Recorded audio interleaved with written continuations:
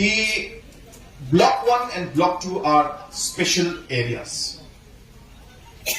Like Khanduli and Pisiar and Langpi and Bordwar and other areas like Desh Tumreya or Gizang or Tarabari, there was a difference in the borders which were described by Assam and a separate line by Meghalaya. So there was a river, for example, in say Khanduli. So in Khanduli, the river that we talked about is we're showing on top.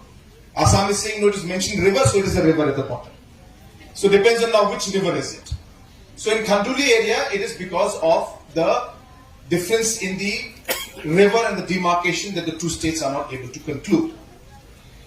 But in case of Block 1 and Block 2, the historical fact, which you also know, was that during the statehood, when we were supposed to go for statehood, that time, or a bit before that, a few years before that, Block 1 and Block 2 were officially handed over in paper, in documentation, to Karbi Anglong by the then district councils and by then governments at that point in time.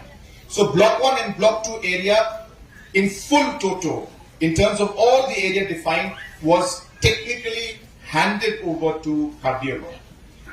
So there's a difference between Block 1, Block 2 and difference between Langpi and Khanduli, because as I said, in Langpi and Khanduli, it is a question of the geographical definition that we are talking about.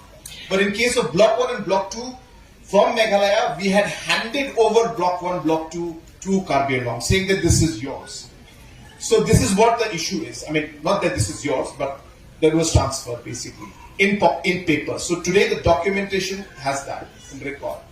And hence, we are still right now, of course, are looking at this entire issue, and we are yet, even though in spite those papers are there, we have said that these are areas of differences.